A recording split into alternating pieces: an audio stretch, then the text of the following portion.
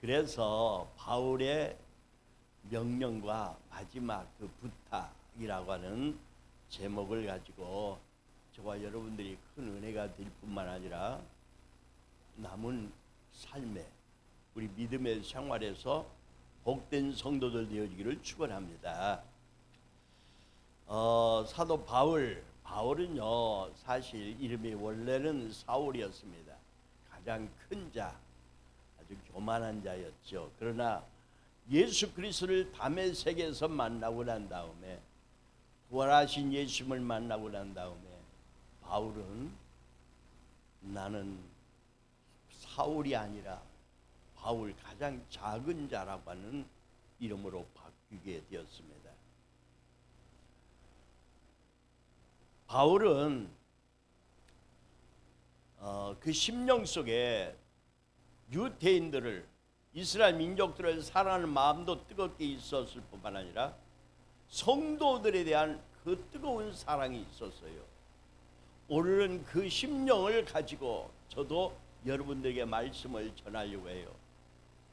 한 서너 시간씩 이렇게 계속 설교할 시간을 가지고 풀어나가면 너무 좋을 것 같습니다만은, 저나 여러분들이나 오늘 성령의 역사에서 짧은 시간에 말씀을 전할 때도 여러분들도 저도 큰 은혜가, 그리고 일생 동안 살아가는데 바울의 오늘 놀라운 십계명과 같은 부탁이 저와 여러분들의 신앙 속에 깊이 뿌리 내려지기를 축원합니다. 특별히 주사랑 힐링교회 성도들, 그리고 유튜브로 누구든지 앞으로 보고 있는 모든 성도들에게도 동일하게 역사하게 될 줄로 믿습니다. 출애굽에 보면은 32장 32절에 출애굽기 모세가 이렇게 기도한 적이 있었어요. 하나님 아버지, 나를 차라리 생명록책에서 치울지라도 이 백성을 긍휼히 여겨주세요. 왜 그런 기도를 하게 되었느냐면은 이스라엘 민족들이 하나님 앞에 거역을 하고 불평 원망을 하게 되고 말씀 가운데 거하지 아니하므로 하나님 이스라엘 민족을 다 멸망시킬 것을 말씀하셨을 때 모세는 그 민족을 긍휼히 여겨달라고, 차라리 나를 생명록책에서 치울지라도 이 백성을 긍휼히 여겨달라고 기도를 했는데, 놀랍게도 바울도 똑같은 심정을 가지고 기도한 때가 있었어요. 어디에? 로마서 9장에 보니까 내가 그리스도 안에서 참말을 하고 거짓말을 하지 않는다고 했어요. 나에게 큰 의심이 있는데 그것은 무엇이냐면은 나의 형제 골육 친척을 위하여 내 자신이 저주를 받아 그리스도께 끊어질지라도 원하는 바라. 내가 그리스도 안에서 끊어질지라도 내 백성, 내 민족이 구원받기를 그렇게 사모했던 바울의 고백이 모세의 기도와 같았습니다. 말씀을 오늘 이 전하기 전에 이 바울의 간절한 심령을 가지고 저도 여러분들에게 이 말씀을 전하는 것입니다. 바울의 그 삶의 가치관은요, 갈라디아 6장 24절에 이렇게 말합니다. 그러나 내게 우리 주 예수 그리스도의 십자가 외에는 결코 자랑할 것이 없다라고 말합니다. 오직 그리스도만을 전하고자 했던 바울의 심령, 그 속에는 오직 성도들을 사랑하는 마음이 뜨겁게 일고 있었던 걸 볼 수가 있습니다. 그래서 오늘 데살로니가서 5장 12절부터 29절까지 긴 성경인데, 이렇게 본문이 길면요, 본문이 길면은 설교가 짧았잖아요. 어제도 엄청 짧았잖아요. 본문이 오늘 깁니다. 화면을 보고 우리 천천히 한번 봉독해 봅시다. 말씀 자체에서 은혜가 되고 깨달음이 있고 능력이 임하기를 축원합니다. 12절에 시작. 형제들아, 우리가 너에게 구하노니 너희 가운데서 수고하고 주 안에서 너희를 다스리며 권하는 자들을 너희가 알고 저의 역사로 말미암아 사랑 안에서 가장 귀히 여기며 너희끼리 화목하라. 또 형제들아, 너희를 권면하노니 규모 없는 자들을 권계하며 마음이 약한 자들을 안위하고 힘이 없는 자들을 붙들어주며 모든 사람을 대하여 오래 삼가 누구에게든지 악으로 악을 갚지 말게 하고 오직 피차 대하든지 모든 사람을 대하든지 항상 선을 쫓으라. 16절 항상 기뻐하라. 쉬지 말고 기도하라. 범사에 감사하라. 이는 그리스도 예수 안에서 너희를 향하신 하나님의 뜻이니라. 성령을 소멸치 말며 예언을 멸치 말고 범사에 헤아려 좋은 것을 취하고 악은 모든 모양이라도 버리라. 오래 걸릴 것 같지만 금방 다 읽었습니다. 이제 23절 아주 중요한 거예요. 마음속에 새기면서 평강의 하나님이 친히 너희로 온전히 거룩하게 하시고 또 너희 온 영과 혼과 몸이 우리 주 예수 그리스도에 강림하실 때에 흠없게 보존되기를 원하노라. 너희를 부르시는 이는 미쁘시니 그가 또한 이루시리라. 할렐루야. 여러분, 오늘 이 말씀을 통해서 바울이 우리에게 주시는 말씀의 내용은 가장 중요한 것은 23절에 있어요. 평강의 하나님이 너희로 친히 온전히 거룩하게 하시고 또한 온 영과 혼과 우리 인간의 영과 혼과 육체가 있는데 온 영과 혼과 육체가 온전히 그리스도에 강림할 때 보존되기를 원하노라. 우리가 마지막에 영원한 천국 갈 때는요, 이 바울의 말씀에 의하면은 영혼만 가는 것이 아니라 몸도 함께 가게 되는 그날. 그렇기 때문에 우리는 마지막 때 영과 혼과 몸이 온전히 보존되게 하기 위한 삶이 우리가 살아야 하는데, 그러한 삶을 살기 위하여서는 우리가 어떻게 해야 되는가. 중요한 것은 내가 능력이 있어서 내가 어떤 신령해서 그렇게 되는 것이 아니고 24절에 너희를 부르시니 미쁘시니 그가 또한 이루시리라. 할렐루야. 하나님이 이루어 주신다는 거예요. 놀라운 사실이야. 하나님이 이루어 주시는 거예요. 믿습니까? 오늘은 김영란 권사님이 이렇게 먼 걸 왔기 때문에 오늘 더 은혜가 충만한 시간 될 거예요. 25절에 형제들아 우리를 위하여 기도하라. 거룩하게 입맞춤으로 모든 형제에게 문하라. 이렇게 말씀하고 있어요. 여러분, 오늘 이 바울의 10가지의 십계명과 같은 말씀이 저와 여러분들 삶의 지표가 되고 길잡이가 되고 빛이 되고 능력이 되고 하나님의 보호하심이 되기를 축원합니다. 아멘이십니까? 그래서 오늘 우리는 본문의 말씀에 먼저 알아야 할 것 첫째는 뭐냐? 너희 가운데서 수고하고 주 안에서 너희를 다스리며 권하는 자들을, 여기 보면은 수고하고 다스리며 권한다고 하는 세 단어는 모두 현재 분사로서 하나의 관사에 연결되어 있는 걸 볼 수가 있어요. 이 말씀은 교회 안에서 세 가지 역할을 하는 직분을 가진 사람들이 있었어요. 수고하는 사람들, 다스리는 사람들, 권하는 사람들. 자, 오늘 여러분들 교회라고 하는 것이 인위적으로 인간이 만들어 놓은 것 같지만 절대 그게 아니라는 것을 여러분들은 확신해야 돼요.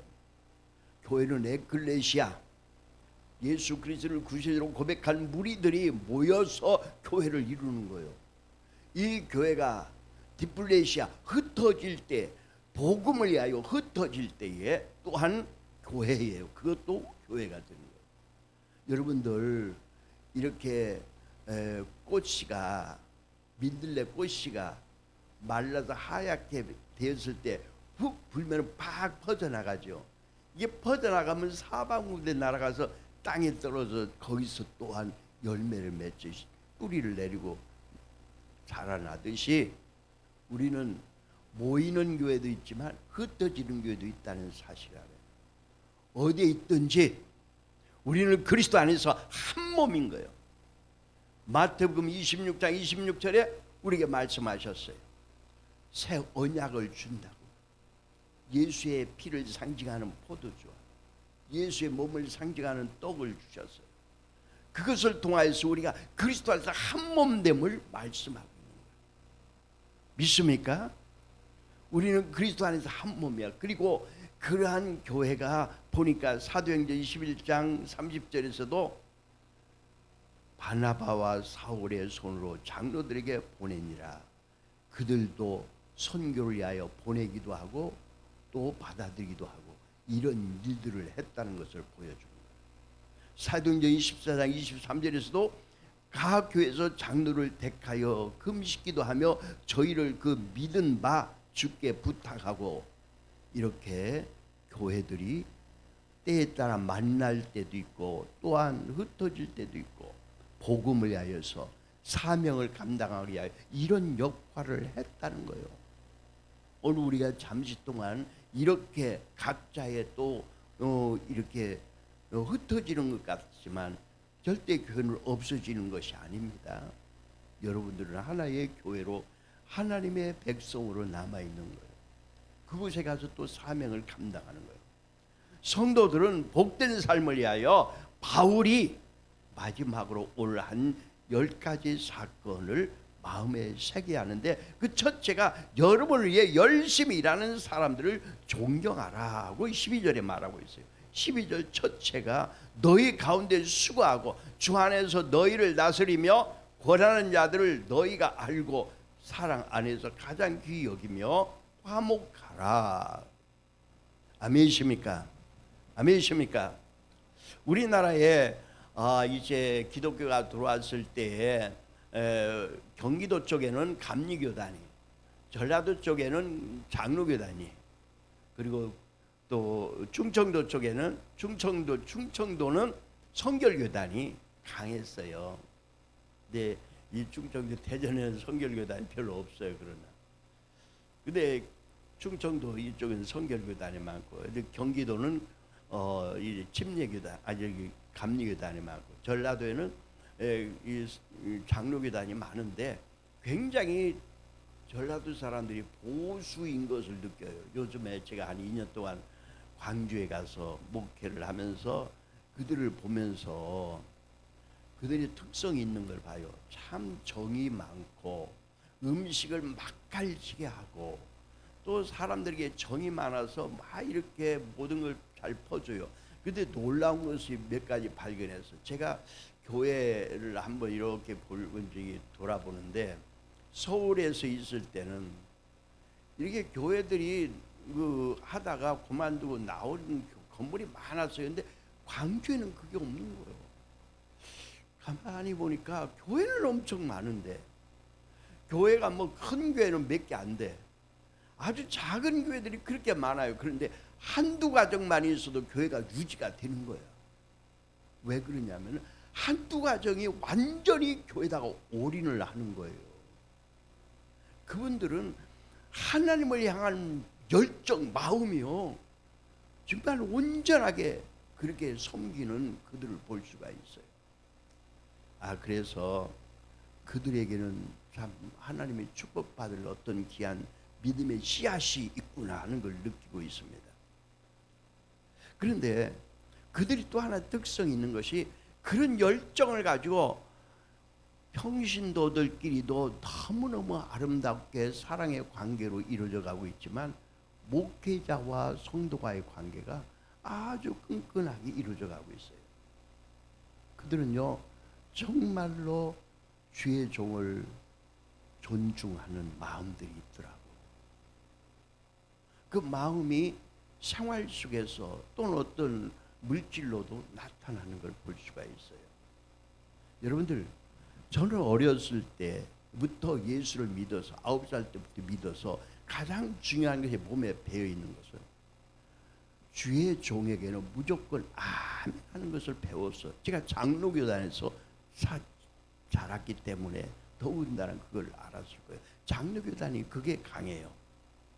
그래서 주의 종에게는, 그래서 제가 이렇게 경험한 목사님들 보면요, 어머니가 아들 목사에게도 목사님 하지 어이 목사야 이렇게 부르는 법이 없는 걸로. 그래서 우리 신혜라 목사도요. 우리 이제 목사 안수 받고 난 우리 김삼일 목사를 얼마나 깍듯이 모시는지 몰라. 식사도 잘 대접하려고 그러고 그저 그냥 여러 가지로. 그래서 엄마 있지만 이제 앞으로 아마 저도 그럴 거예요. 저도 지금까지 제가 담임이니까 이렇게 해라 저렇게 해라 했지만 아마 김삼일 목사가 담임으로 이제 딱 됐을 때는 어떻게 하느냐. 예, 담임 목사님 알겠습니다. 이것이 영적 규칙이야. 영적 질서인 거예요. 이걸 아는 것은요 사람에게 굴복하는 것이 아니라 사람에게 잘하는 것이 아니라 하나님과의 관계에서 이게 이루어지는 거예요. 왜 그러냐. 자, 바울이 한 얘기들 중에서 두 가지 말씀만 한번 소개를 하려고 해요. 고린도후서 11장 1절에 보니까 원컨대 너희는 나의 좀 어리석은 것을 용납하라. 청컨대 나를 용납하라. 바울이 어리석다고 해서 부족하다고 해서 나의 부족한 것이 있다고 고백하는 거예요. 부족한 것이 저도 많은 걸 느꼈을 거예요 아마. 응? 제가 처음에 이 교회 와서 기억이 나. 지금도 뻔히 기억이 나. 저는 그렇게 뭐 주보를 만들어도 오자가 많이 나와. 모든 매사에 오자가 나와. 이 광주에서 지금은요 국어 선생이 우리 교회 권사님이야.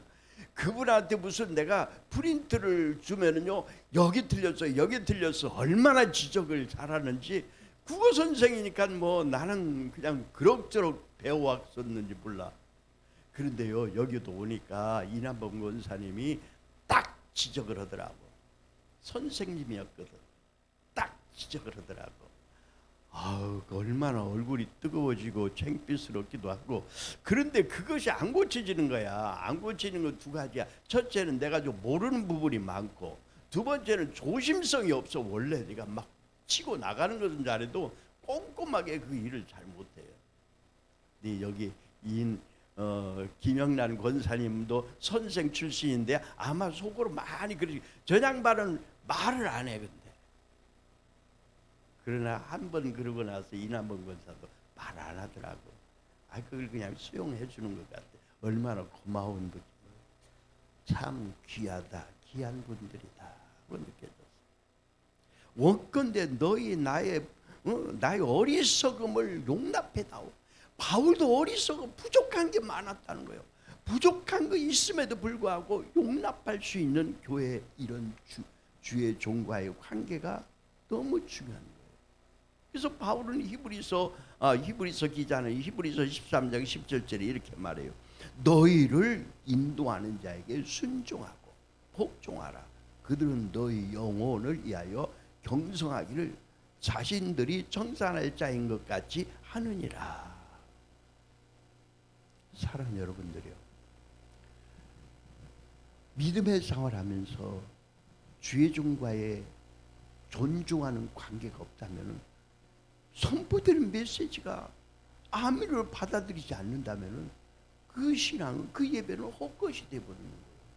가장 중요한 것이 이것이 이제 제가 마지막 여러분들하고 이제 이렇게 목회를 안 하니까 또 당당하게 얘기해 주고 싶은 거예요.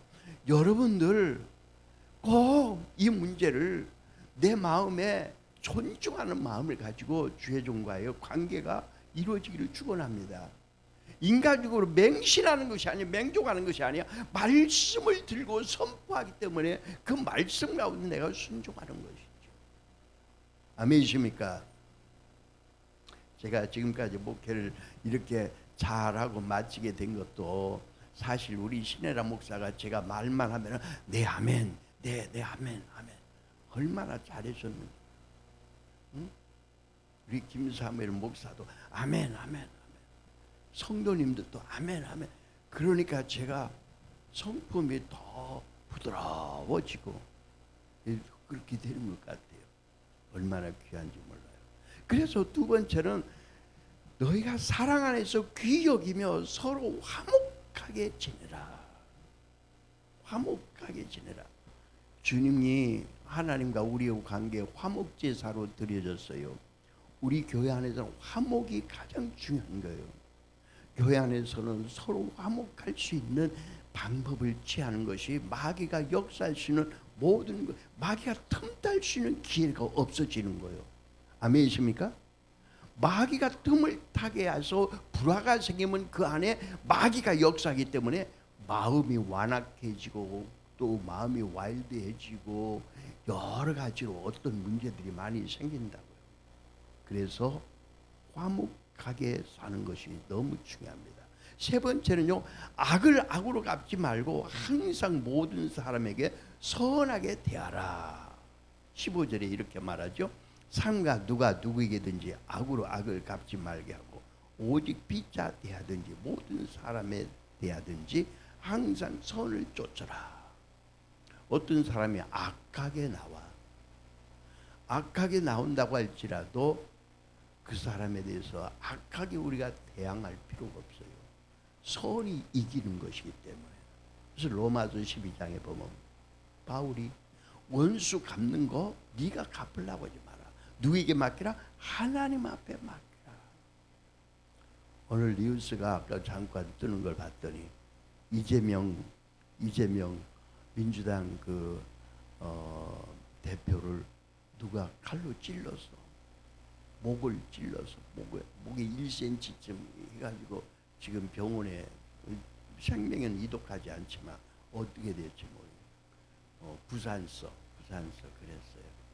그런데 이재명 그 사람은 그 사람을 그렇게 자기를 찌른다 원망하지 않고 모든 걸 선하게 잘 이루어지기를 바라는 마음으로 대하더라고요. 우리가 악한 자가 나에게 악하게 할지라도 우리는 선으로 대할 수 있는 마음을 가질 수 있는 저와 여러분들 되어질 때에 어둠의 영이 내 심령과 내 가정에 역사하지 못하는 거예요. 선이 항상 이기 때문이요. 믿습니까? 일생 동안 믿음으로 살아갈 때 악한 자들과 함께 악하게 대항하지 마시고 선으로 이길 것을 다시 한번 마음에 새기시기를 바랍니다. 예수님께서도 너희가 오른밤을 치면 왼밤도 대라.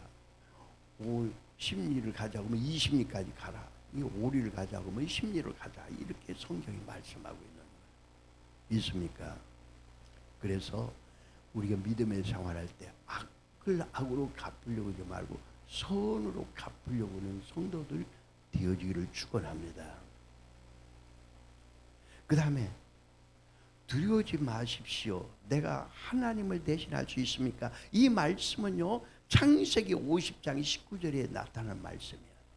이 말씀을 여러분들 마음에 새겨야 할 것이 요셉이는 형제들에게 버림을 받아서 죽임을 당하다가 우물에 빠뜨렸다가 건져내가지고 노예로 팔아먹었다가 팔려갔는데 그들이 감옥에 갇혀서 억울한 일을 또 당하고 그러나 하나님께서 꿈을 해석하게 하시고 그 꿈을 바로의 왕의 꿈을 해석함으로 인해서 그 나라의 총리 대신이 됐잖아요. 하나님의 역사는요 이렇게 여러분들에게 전개하는 걸 알아야 돼요. 이 요셉이가 악을 악으로 갚지 않았다. 이건 너무나 귀한 일이에요. 자기에게 아무리 형제들이 미울 때도 형제들이 팔아먹을 때도 성경을 가만히 보면은 원망하고 불평하지 않았어. 감옥에 갔을 때도 원망하고 불평하지 않았어. 항상 하나님이 요셉과 함께 하더라 그랬어요. 내가 악을 선으로 갚으려고 할 때에 항상 하나님이 나와 함께 한다는 것을 알아야 돼요. 근데 요셉이 보세요. 하나님이 함께 하시니까 결국 하나님의 뜻을 이루가요 총리 대신이 되었을 때에 7년 동안 흉년이 들어서 아버지가 있는 형제 집에서는 먹을 수가 없어. 곡식이 다 떨어져서 애굽에 곡식이 있다는 말을 듣고 형제들이 찾아왔다가 결국 요셉이를 만나게 되지 않습니까? 요셉이를 만났을 때에 요셉일 줄 몰랐는데 알게 됐을 때는 형제들이 얼마나 두렵겠어요. 우리가 팔아먹은 우리가 죽이려고 했던 그 동생이 애굽의 총리 대전이 됐으니 자기들은 이제 죽었구나라고 생각할 수밖에 없을 때에 두려워 떨 때에 요셉에는 그들에게 말합니다. 두려워지 마세요. 내가 하나님을 대신할 수 있겠습니까? 아멘이십니까? 우리가 일생 동안 믿음의 생활하는 것이 안 믿는 사람과 뭐가 다른 거예요? 악을 악으로 갚지 아니하고 선으로 갚기 위한 삶을 살아가는 것이 안 믿는 사람과 다른 점이거든요. 그래서 하나님을 대신하지 않으려고 했던 요셉이 더 믿음이 귀한 걸 볼 수가 있어요. 50장 19절 20절 보면 창세기, 형님들은 나를 해치려고 하였으나 하나님은 그것을 선으로 바꾸셔서 오늘날 내가 많은 사람의 생명을 구할 수 있게 하셨습니다. 하나님의 놀라운 뜻을 알아야 돼요. 우리가 악한 일을 당해서 억울한 일을 당할 수도 있고 힘든 일을 당할 수도 있지만 그걸 우리가 선으로 갚을 때 하나님이 우리에게 승리를 주시는 걸 믿어주시면 아멘합시다. 너무나도 많은 간증들이 있지만 오늘 그 간증들을 빼고 여러분들에게 우리가 선하게 살아갈 수 있는 복된 성도가 되기를 간절히 다시 한번 부탁합니다. 네 번째, 항상 기뻐하라. 주 안에서 항상 기뻐하라. 내가 다시 말하노니 기뻐하라. 아니, 기뻐할 것이 있을 때만 기뻐하지 어떻게 항상 기뻐합니까? 라고 말할 수 있어요. 이렇게 말하고 있는 바울은 지금 감옥에 갇혀 있을 때였어요. 감옥에 갇혀 있으면서 밖에 있는 성도들한테 기뻐하라, 감사하라 막 그러는 거야. 빌보 교회에 보낸 바울의 편지의 주제이기도 합니다. 그런데 그 편지는 바울이 바로 감옥에, 로마의 감옥에 갇혀 있을 때, 고통스러울 때 한 얘기였다 이거예요. 여러분, 빌립보서 4장 4절에서도 주 안에서 항상 기뻐하라. 내가 다시 말하노니 기뻐하라. 박해에도 불구하고 초대교회 교인들은 하나님이 주시는 선물인 넘치는 기쁨을 가득 차 있었어요. 이게 그리스도인의 삶인 거예요. 혹시 여러분들이 살다가 어려운 일을 당했다고 해서 하나님 나를 버렸다고 생각하시면 하면 안 돼요. 요셉이를 하나님 버리지 않았던 것처럼 내가 이 과정을 통해서 하나님의 선한 일이 이루어질 것을 믿고 나간다면 하나님은 그대로 여러분들을 통해서 역사할 걸 믿고 오히려 기뻐하시기를 바랍니다. 어려운 일을 당했을 때 기뻐하시기 바랍니다. 원망하고 불평하지 말고 기뻐할 때에 그걸 통해서 하나님이 역사하시는 거예요. 하나님의 놀라운 축복의 역사는 우리가 항상 기뻐하는 신앙 속에 역사할 줄로 믿으세요. 할렐루야. 여러분들은 어떻게 생각했는지 모르겠는데 꼭 이렇게 잘 짚고 가는 우리 박정미 원사가 하는 얘기 있어요. 여기서 꽃을 받을 때 주일날 3명이 다른 분들은 기도 다 긴장이 되는 얼굴이었는가 봐. 근데 저는 생글생글 웃더라는 거야. 저 양반은 뭐가 좋아서 저렇게 웃는가. 네요. 모든 일에 기쁨으로 받아들일 마음이 있으니까 항상 얼굴이 밝고 그래서 안 늙는 거예요. 그래서 사람들이 오래간만에 이제 코로나 때문에 못 만나다가 만나니까 목사님은 갈수록 더 젊어지네. 여기서 이렇게 제가 얘기를 해요. 저도 좀 걱정이 돼요. 뭐가요? 우리 아들하고 가는데 너희 형님이냐고 할까 봐서 걱정을 합니다. 기쁘게 사세요. 집안에 아름다운 화장대 멋있는 장식품을 놔두는 것보다도 웃는 얼굴 하나가 그렇게 좋아요. 아멘이십니까? 웃는 얼굴 하나가 그렇게 좋을 수가 있어요. 설교하는 입장에서도요, 나 이번 주일날은 상당히 좀 힘들었어요. 왜냐하면 다들 긴장해가지고 마지막이라고 그러니까 전부 다 긴장해갖고 있는 얼굴이야. 나는 좀 웃기고 싶은데 이거 긴장을 하고 있으니까 웃기려고 하는 생각이 어디로 가버리고 없어. 나도 긴장이 돼가지고 겨우겨우 설교를 했다니까요. 근데 같이 웃고 그러면은 훨씬 더 말씀이 부드럽게 잘 풀어진다는 사실을 알아야 돼요. 그래서 얼굴을 밝게 하세요. 예배 드릴 때 첫째 하나님 기뻐하셔요. 여러분들 밝은 얼굴을 보고 하나님이 기뻐하시고 성령도 기뻐하시고 그래서 성령이 여러분들이 더 강하게 임하게 될 줄로 믿어주시면 아멘 합시다. 그 다음에 네 번째는 쉬지 말고 기도하라. 쉬지 말고. 여러분들 스펄전 목사는 기도는 영적 호흡이라고 했어요. 이 영적 호흡, 우리가 아침에 눈을 떠서도 기도하고 늘 아침 눈을 뜨자마자 기도해야 늘 마음속에 24시간 기도하는 걸 저는 알게 됐어요. 신학교 다닐 때도 24시간 기도하는 거야. 사실 그렇게 기도 안 할 수가 없었던 것은요. 아니 이제 대학교 다니면서 29살 때부터 단독 목회를 하면서 서울서 통학을 하면 한 학교까지 가는 시간이 3시간 이상 걸려요. 그렇게 긴 길을 왔다 갔다 하면서도 목회를 하는데 늘 기도 안 하고 어떻게 목회를 하고 공부를 할 수가 있겠어요. 공부하면서 목회하려고 그러니까 늘 기도가 살아있는 거지.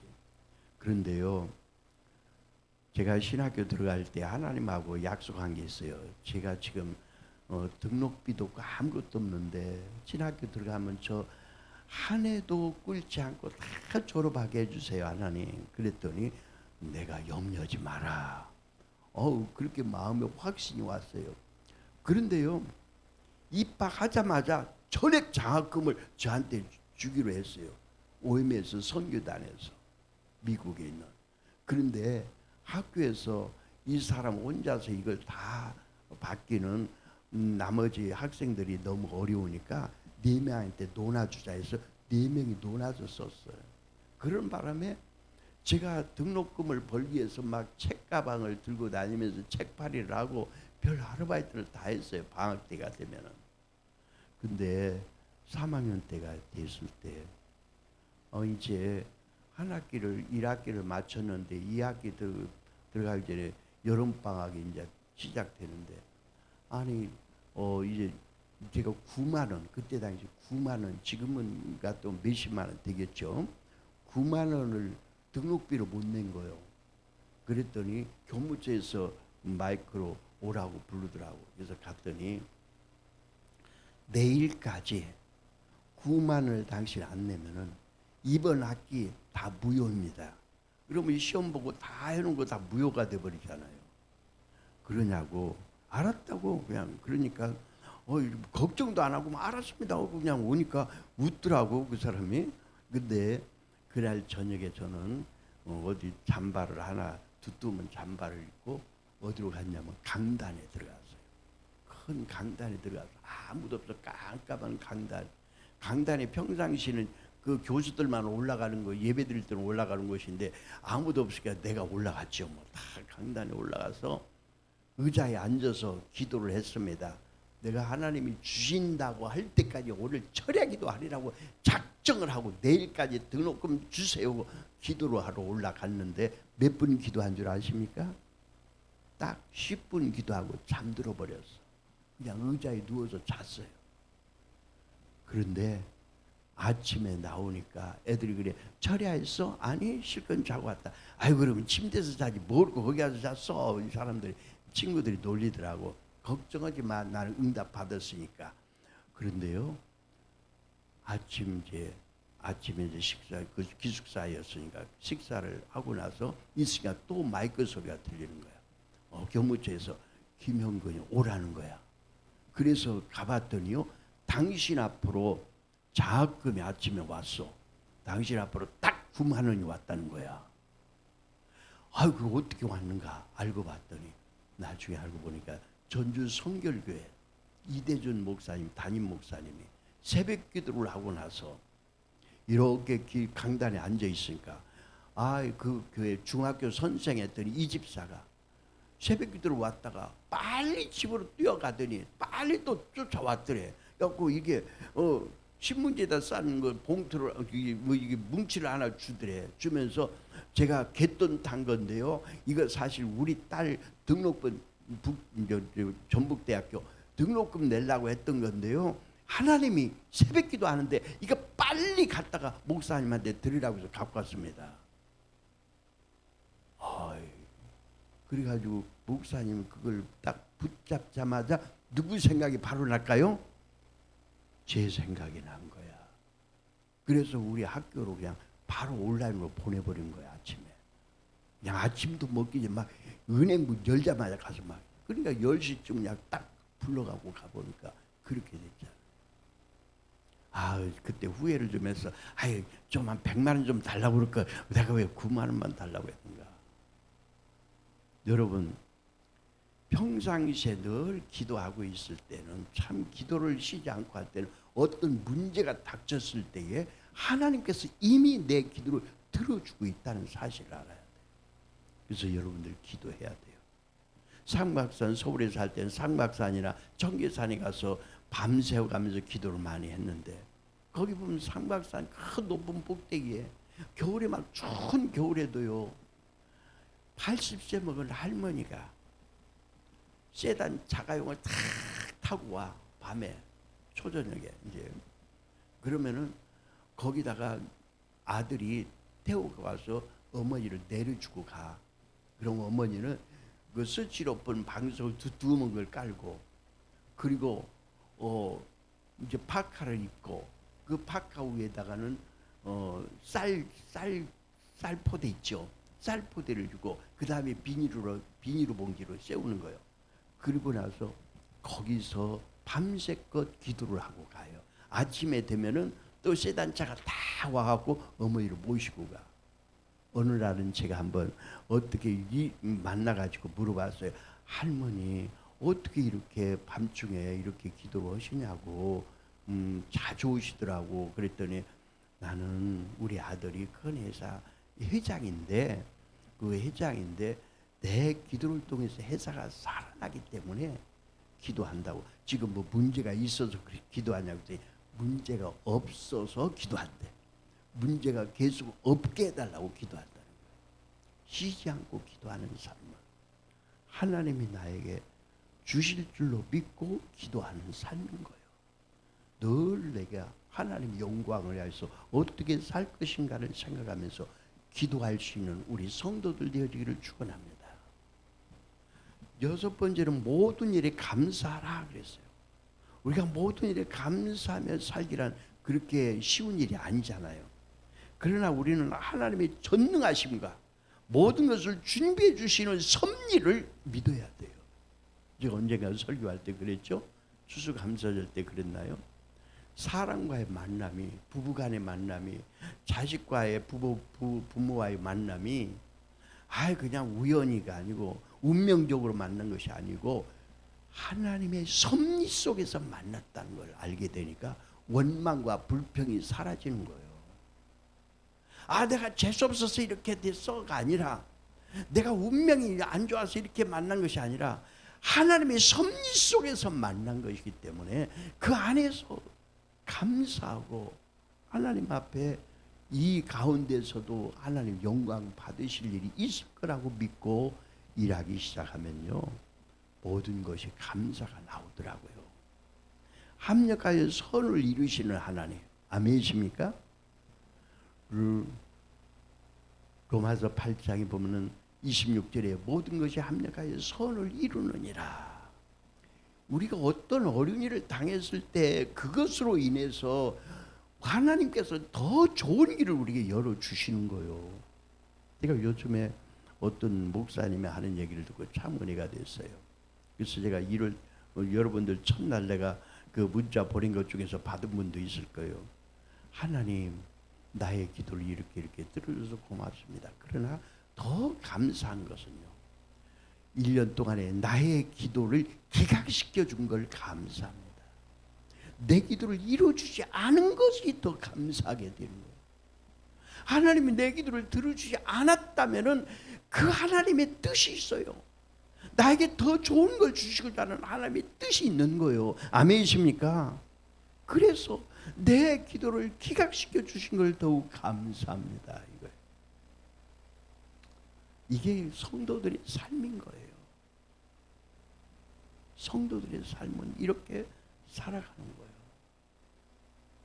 7번째는 성령의 불을 끄지 마세요. 성령을 소멸하지 말라. 성령을 이미 여러분들 예수 그리스도를 구세주로 고백하는 사람마다 성령이 아니고는 할 수 없다고 했어요.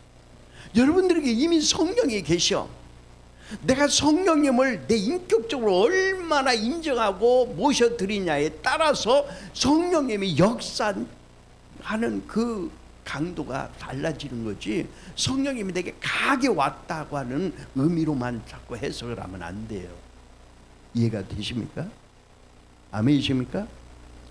이 조영교 목사 설교를 들어보면요, 그분 설교는 항상 이런 말을 하더라고. 성령에 대해서 얘기할 때 아침에 일어날 때마다 성령님 안녕하세요 인사를 한대.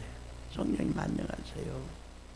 그리고 그분이 한 얘기 중에서, 저는 옛날에 어렸을 때는 젊었을 때는 못 들어봤, 부흥 강사로 다니면서도 못 들어봤던 얘기를 그분은 하더라고. 성령님은 인격적이신 하나님이십니다. 근데 제가 20년 전에 성령을 받고 다시 새로 체험하고 나서 깊이 깨달았던 것이, 성령은 인격적이신 신이 하나님이시다. 삼일째 하나님이시고 인격적이신 분이라는 것을. 성령이 내 안에 인격적으로 들어와 계시면은, 이 성령을 소멸하지 않아, 성령이 근심하는 일을 하지 않아, 성령이 근심하는 일을 죄를 짓거나 밀어나거나 게을르거나 미루거나 이럴 때 성령이 근심하고 떠나갈 수 있는 거예요. 성령의 불을 끄지 말아야 돼요. 근데 성령의 불을 끄지 말라고 하는 말씀을 좀 더 실감 있게 우리가 보려면요, 레위기서를 찾아볼 수가 있어요. 레위기서 6장 9절에 보니까, 아론과 그 자손에게 명하여 이른바 이르라, 번제의 규례는 이러하니라. 번제물은 단 이 석쇠 위에 아침까지 두고 단의 불로 그 위에서 꺼지지 않게 할 것이요. 번제단이 있는데 석쇠 번제단 위에 제물을 놓고 그 제물을 태우는데 제단 불이 꺼지지 않게 하라는 거예요. 여러분들 심령의 불이, 성령의 불이 꺼져서는 안 되는 거예요. 꺼지는 것은 하나님이 기뻐하지 않는 거예요. 내 안에 성령의 불이 꺼지면은 세상 불이 들어와요. 내가 성령에 사로잡히지 않으면 세상의 불이 나에게 사로잡히 돈 욕심, 세상적인 것이 나를 지배하게 되는 거예요. 그래서 성령의 불을 내 안에서 끄지 않는 삶을 살기 위해서 늘 말씀으로. 근데 불은 장작이 있어야 타올랐잖아요. 그 장작은 뭐예요? 하나님 말씀인 거야. 하나님의 은혜, 말씀. 늘 말씀이 내 안에 있어서 타올라야 돼. 내 안에서 타올라야 돼. 또 레위기서 6장에 또 이런 말씀이 있어요. 12절에 단 위에 불은 항상 피워 꺼지지 않게 할지니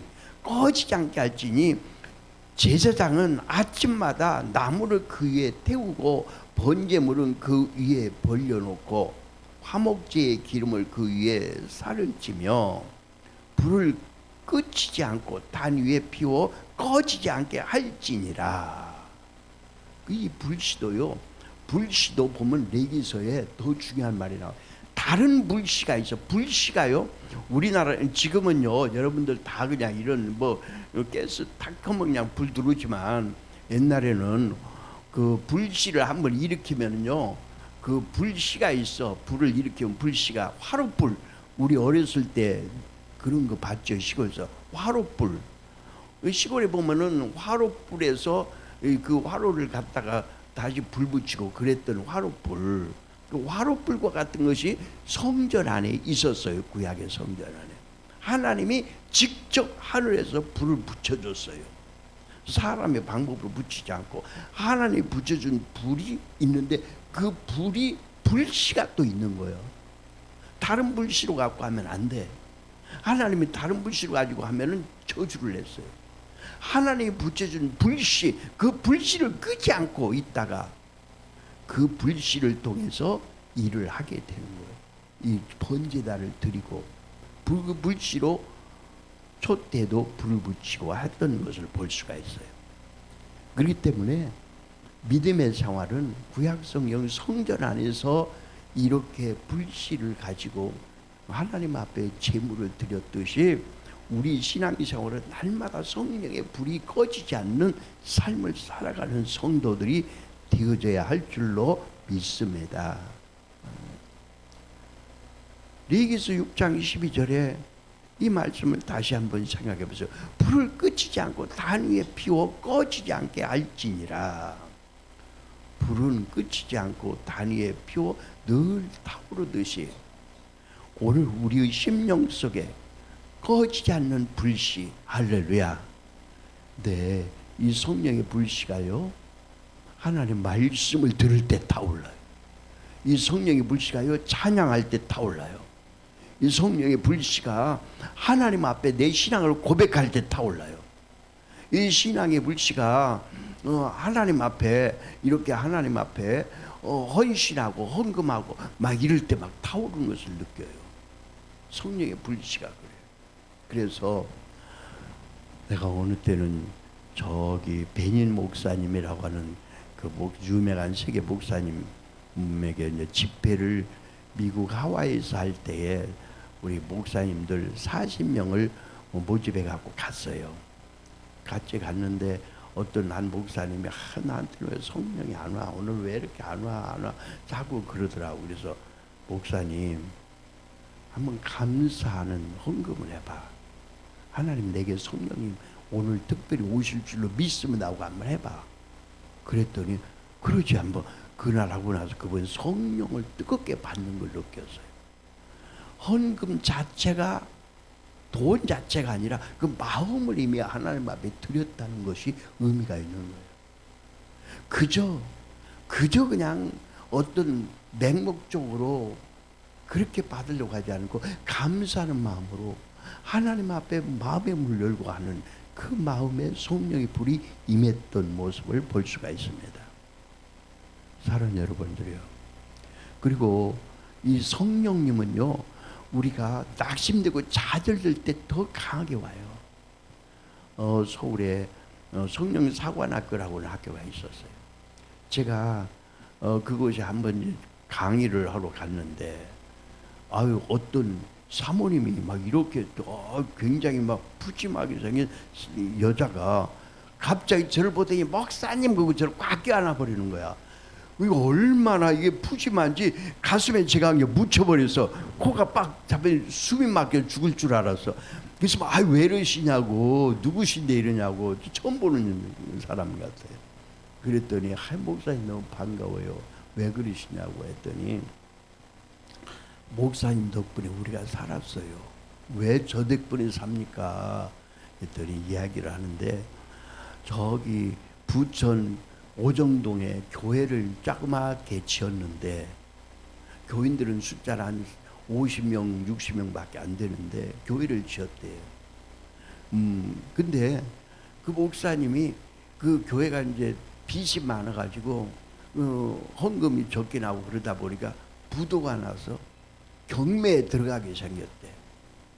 그러니까 그 목사님 너무 낙심이 돼 있을 때 제가 인천 계양 감리교에서 이제 매주 월요일마다 집회를 할 때 있어요. 그 집회를 할 때 왔어요. 보니까 지금도 생각이 나. 저 뒤에 벽에 기대가지고 잠바를 입고 와서 아주 죽어가지고 이렇게 아주 불이 죽어가지고 있는 목사가 하나 있어서 목사인지도 몰랐어요. 그때는 뭐 그냥 짐꾼인가 했지.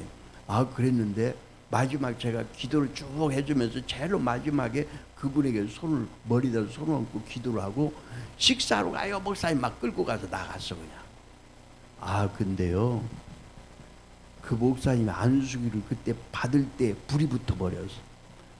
불이 그 몸에 들어가더니 4시간 동안 그 자리에서 일어나지를 못한 거예요. 근데 그 불을 받고 나서 그날 그 주간에 이제 교회 가서 설교를 하는데 성령의 불이 막 설교할 때 불이 나가니까 성도들이 불을 받고 성령의 불을 받고 영안이 열리기 시작한 거예요. 목사님 무슨 고민이 있다고. 그래갖고 집사님들이 성령 받은 게 사람이 달라지는 거야. 그냥 다 모여가지고 회의를 하는 거야. 목사님 무슨 걱정이 있는가 알아봐라. 근데 나중에 목사님은 살살 물어보니까 이렇게 부도가 나서 경매가 들어가게 생겼다는 말을 듣고 그 말 듣고요. 성령을 불이 없을 때는 성도들이 도망가 버리잖아. 부담스러워서. 근데 너도 나도 다 헌금하기로 작정을 해가지고 그 문제를 해결해 버렸다. 그래가지고 교회가 너무 잘 되고, 교회가 그렇게 잘 되면서 성도들 생활이 펴지기 시작했다고. 제가 한 1년 후엔가 만났었거든요.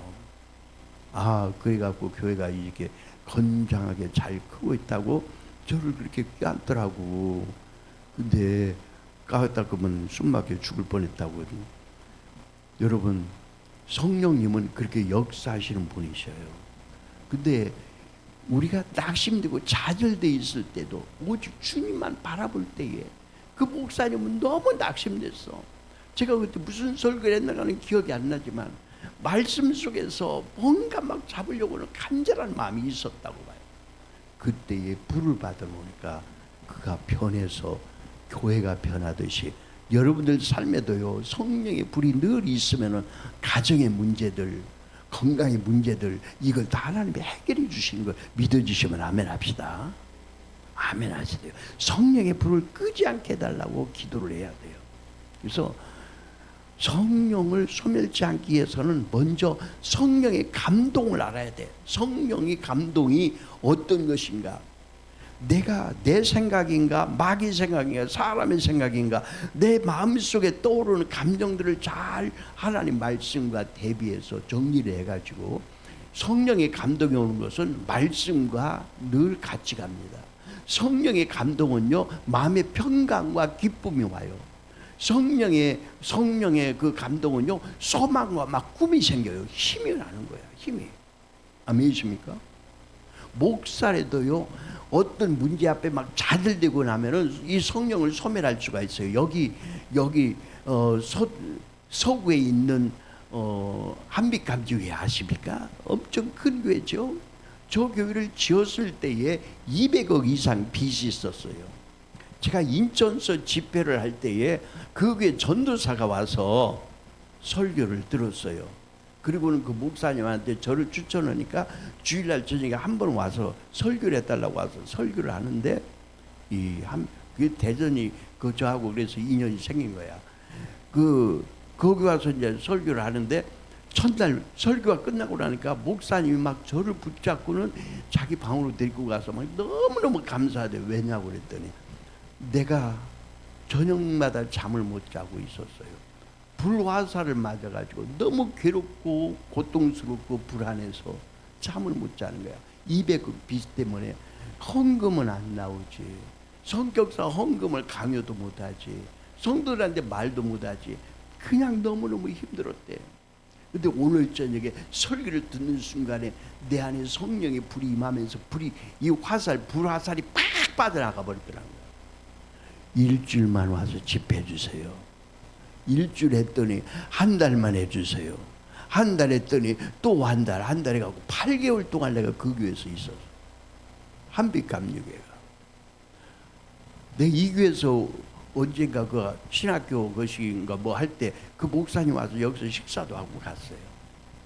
여러분들, 그 목사님이 성령의 불이 임하니까 그 걱정 의심이 다 없어져 버리고 교회가 살아나기 시작하는데, 그곳에서 내가 내적 치료하면서 계속 8개월 동안 하는 동안에 교인들이 다 변화가 됐어요. 교회를 떠나려고 했던 그 시험 들어서 괴로웠던 성도들이 상처가 치유되고 그러면서 교회가 살아나기 시작했어요. 그 다음에 내가 캐나다 갔다가 몇 년 만에 오니까 세상에 빚도 나갔고 옆에 땅도 새로 사가지고 선교센터까지 막 지어놨더라고요. 그 양반 만나기만 하면 꼭 저를 식사를 꼭 사주죠.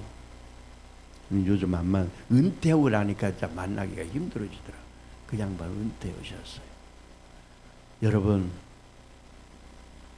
성령의 불을 끄지 말고 사시기를 축원합니다. 그러면 이제 고민하는 사람이 있을 거야.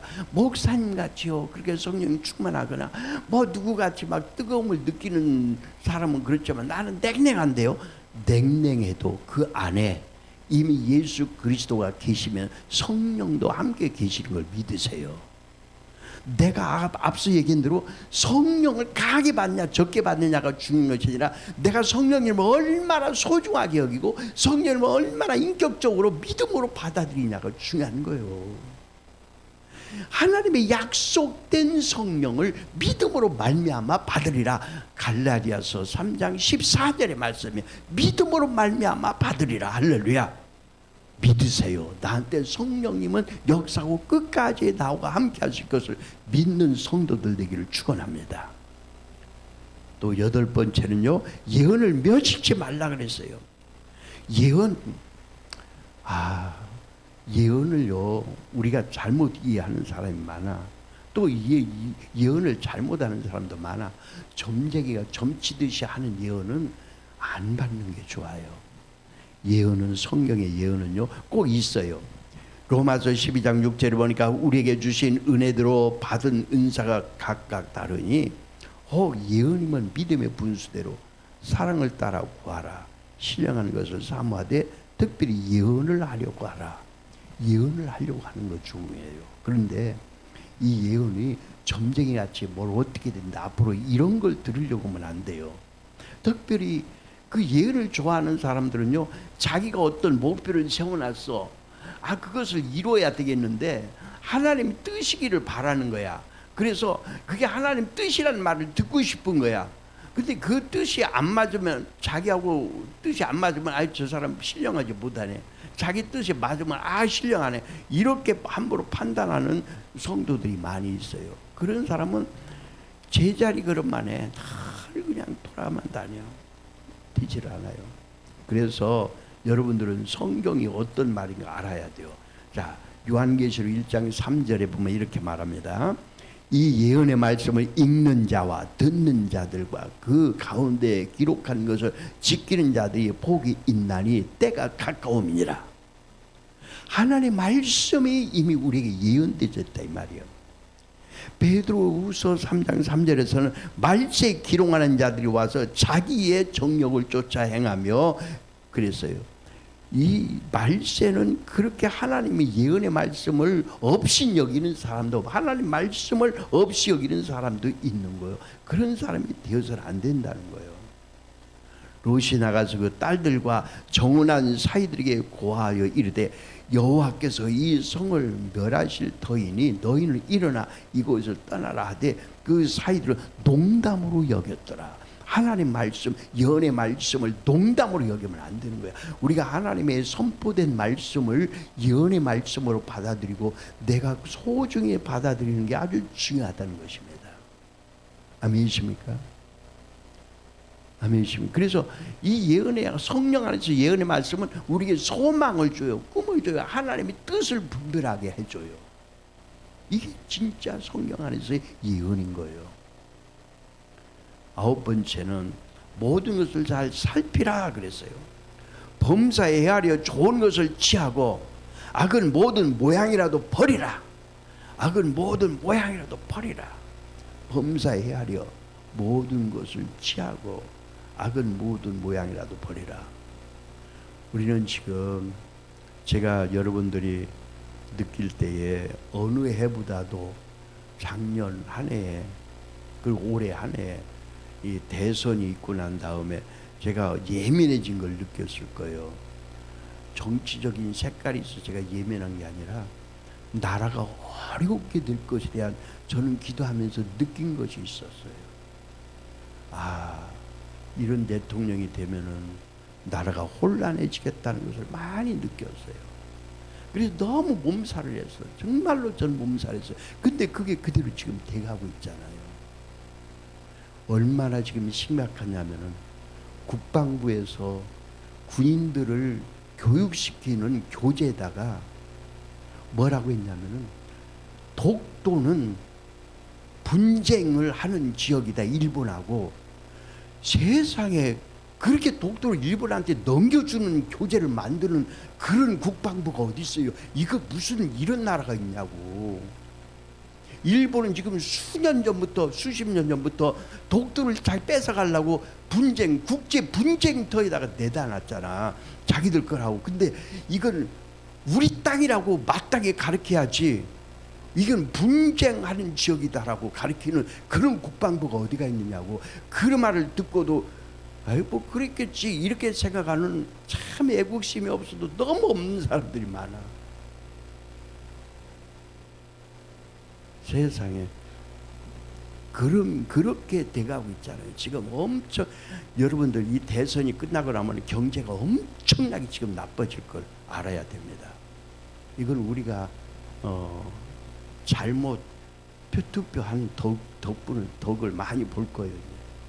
근데 그것이 절대 믿는 사람들에게는 해만은 아니라고 느껴져서 난 마음 평안해요. 왜냐하면 이래서 물질 만능 시대가 깨지고 하나님의 역사심이 나타날 것이라고 난 믿어지는 거예요.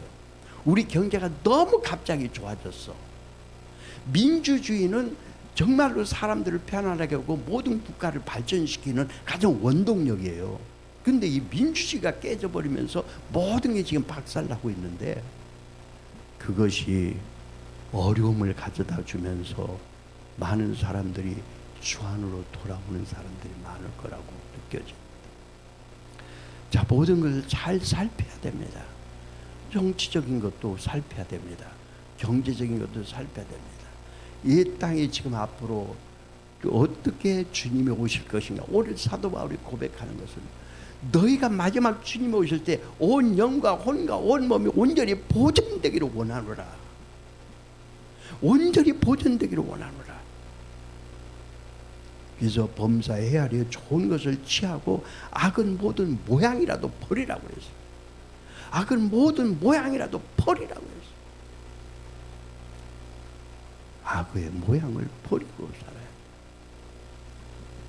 돼. 내가 지지하고 있는 쪽이, 내가 지지하는 어떤 사람들이 어떤 악을 행하였는가 보고 그 악한 자들과 함께 멍에를 같이 하는 삶은 살아서는 안 돼요. 절대로 이건 명심해야 돼요. 우리나라에서 최고 훌륭하다고 하는 우리나라의 최고 성자라고 했던 목사님이 돌아가실 때에 남한산성에서 어떻게 돌아가셨어요? 치매 걸려갖고 예수님이 어디 계시냐고 소리 지르면서 돌아가셨어요. 그 사람이 판단 잘못을 해서 얼마나 많은 사람들이 피 흘려 죽었는지 몰라요. 근데 회개 안 했어요. 악을 쫓아가는 생활을 우리 해서는 절대 안 되는 거예요. 목사래도. 근데 자기만 그래요? 거기 따르는 많은 목회자들, 성도들이 얼마나 그 악을 같이 쫓아가게 만들었어요. 우리는 절대로 악은 모든 모양이라도 버리는 삶을 사시기를 바랍니다. 아멘. 그리고 말씀의 가르침을 잘 살펴서 베레아 교회들 같이 신사적이어서 말씀이 그러한가 하여 그 말씀을 상고하고 베레아 교회 성도들과 같이 말씀 가운데 우리는 잘 거해야 돼요.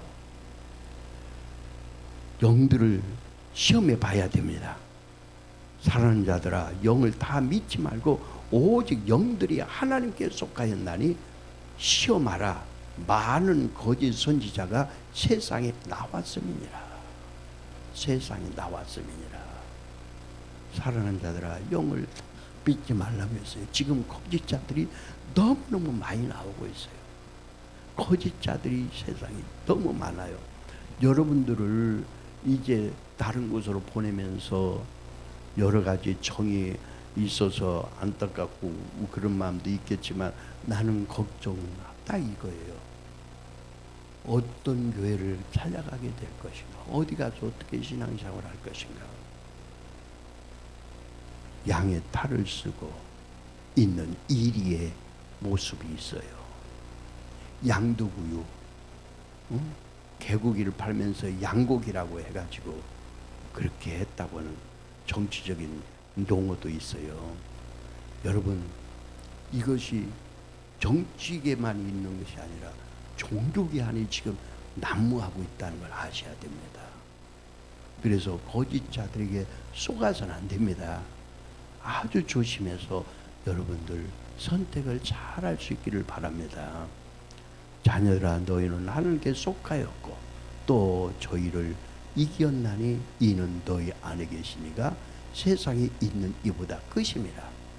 저희는 세상에 속한 거로 세상에 속한 말을 하며 세상이 저희 말을 듣느니라. 이 세상의 말을 들어서는 안 되죠, 우리는. 그래서 이 말씀을 꼭 기억하세요. 바다가 그 가운데서 죽은 자들을 내어주고 또 사망과 음부도 그 가운데서 죽은 자들을 내어주매 각 사람이 자기 행한 대로 심판을 받고 우리는 악의 모양을 다 버리고 거짓 자들을 이겨내고 진정한 믿음의 생활의 사람들 되어지기를 축원합니다. 내가 너의 각 사람의 행위대로 갚아주리라고 했어요. 아멘. 마지막 10번째는요, 우리를 위해 기도하십시오. 저와 우리 신혜라 목사, 또 그리고 김사밀 목사, 앞으로 김사밀 목사가 더 큰 일을, 애비보다도 10배, 100배 더 큰 일을 할 수 있도록 기도해 주시기 바랍니다. 그리고 저도 어제 우리 오충렬 집사님이 그릇들에 차를 태워서 우리 이제 박군사를 모시고 가면서 이제 목사님 편히 쉬라고 우리는 그렇게 준비했는데 목사님이 보니까 쉴 것 같지가 않다고 앞으로 얼마든지 일할 것 같다고 하더라고요. 사실 저는요, 쉬는 날이 곧 죽음을 앞으로 당기는 날이라고 난 생각해요. 물론 우리 신혜라 목사님은 좀 정신적으로 이제 좀 쉬어야 돼. 왜냐하면 저는 스트레스를 안 받아 막 그냥 치고 나가버리지만 우리 신혜라 사모는 지금 40년 동안 조마조마 교회에서 무슨 일이 있을까, 저 목사님 치고 나가면 또 무슨 일이 생길까 엄청나게 정신적으로 피곤해 있어. 그래서 이제 쉬어야 돼. 좀 쉬었다가 또 새 힘이 나면 회복이 되면 또 해도 되는데 저는 쉬면은 안 돼요. 많은 목회자들도 과거에 저한테 예언도 해줬고 저는 계속 일해야 되니까 기도해 주시기 바랍니다. 우리를 위해 기도해 주세요. 형제들아, 우리를 위하여 기도해라. 거룩하게 입맞춤으로 모든 형제에게 문안하라. 내가 주를 힘입어 너희를 명하노니 모든 형제에게 이 편지를 읽어드리라. 우리 주 예수 그리스도의 은혜가 너에게 있을지어다. 아멘. 그래서 마지막에는 이 말씀으로 이제 정리를 하는 겁니다. 평강의 하나님이 친히 너희로 온전히 거룩하게 하시고 또 너희 온 영과 혼과 몸이 우리 주 예수 그리스도에 강림하실 때 흠없게 보존되기를 원하노라. 여러분들이 앞으로 훌륭한 목회를 할 수 있는 목회자들 가정이 되라고 여러분들이 결정해주고 여러분들이 밀어주고 기도해 준 것이 기대에 어긋나지 않게, 조금도 어긋나지 않게 살아가기를 위하여 각오하지만 기도가 필요한 줄로 믿고 여러분들 하루도 빼지 말고 기도해 줄 수 있는 우리 성도들 되어지기를 간절히 축원합니다. 아멘이십니까? 그리고 이제 이 말씀을 마음에 새기세요. 내가 선한 싸움을 싸우고 나의 달려갈 길을 마치고 믿음을 지켰으니 우리가 선한 싸움을 싸우고 나가야 됩니다. 믿음을 지켜나가야 됩니다. 그리고 8절에 이제후로는 나를 위하여 의의 멸관이 예배되었으므로 주 곧 의로우신 제파등이 나타나실 때에 주님 재림할 때를 말하는 것입니다. 내게만 아니라 주의 나타나심을 사모하는 모든 자에게이니라. 주의 나타나심을 사모하는 모든 자에게. 이 말씀은요, 바울이 선한 싸움을 싸우고 열심히 복음을 전한 일을 하고 마지막 주님 앞에 갈 때 멸관이 준비되어 있는데 나에게만, 바울에게만 있는 것이 아니라 바울이 같이 일할 때 바울과 같이 함께 일했던 성도들, 주님 올 걸 사모했던 여러분들 주님이 언제 오실까 날짜를 계산하지 마세요. 날짜를 거기다 기준하지 마세요. 내 살아 생전에 주님이 오실 걸 믿고 살아가는 성도가 되어지기를 간절히 원합니다. 데살로니가전서 4장 16절 17절에 천사장 나팔소리와 더불어서 먼저 주님의 공중에 올 때 들림받아 올라갈 성도는 잠자던 성도들이 먼저 올라간다고 해서 그 잠자는 성도가 누구예요? 날마다 나 살아 생전에 주님 오실 것을 기다렸던 성도들, 죽을 때까지 안 오셨지만 잠자던 성도들이 먼저 들림받아 올라갈 날이 있다는 사실을 잊지 마시기를 바랍니다. 아멘이십니까? 그래서 그날을 바라보면서 여러분들, 이 교회가 숫자는 적었지만 끝까지 여러분들이 아름다운 열매를 맺힌 것 사실이고, 더 앞으로 좋은 열매가 맺힐 것을 여러분들도 함께 상금으로 주어진다는 걸 믿고 기도할 수 있기를 축원합니다. 그리고 우리 1년에 한두 번이라도 모여서 오늘 같은 예배를 더 앞으로 드릴 수 있기를 간절히 사모합니다. 더 좋은 메시지, 더 좋은 찬양, 더 좋은 은혜가 넘치는 비전을 가져올 수 있는 그런 예배가 1년에 몇 번씩 있기를 간절히 바랍니다. 조용히 머리 숙여 기도합시다.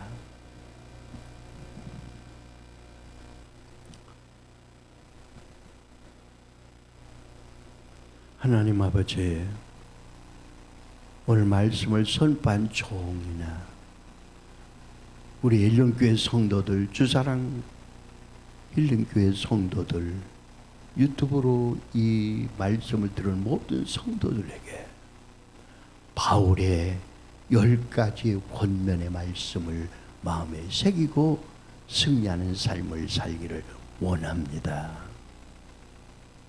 하나님, 마지막 때 주님이 공중에 오실 때 그 영과 혼과 육체가 온전히 보존되기를 원하노라. 마지막에 우리가 온전히 보존되는 그날까지를 바라보면서 선한 싸움을 싸우고 달려갈 길을 마치고 믿음을 지켰으니 내게 위에서부터 상급 면류관이 주어지는데 나에게뿐만 아니라 나와 같이 믿음을 생활했던 모두에게도 있느니라. 이 말씀이 우리 사랑하는 모든 성도들에게 임할지어다. 임하게 하옵소서. 임할 것을 믿습니다. 임할 것을 선포기도 합니다. 예수 그리스도 이름으로 선포기도 합니다. 성령님 오시옵소서. 예수님 이름으로 기도합니다. 우리 다 같이